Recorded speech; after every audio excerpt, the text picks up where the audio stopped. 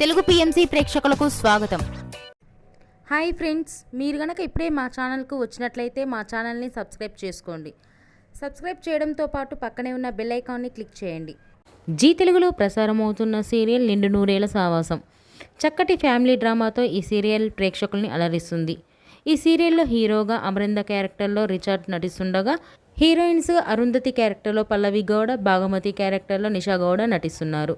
తాజాగా పల్లవి గౌడ తన లేటెస్ట్ ఫొటోస్ని అభిమానులతో పంచుకుంది. ఆ ఫొటోస్ని మనం కూడా చూసేద్దాం.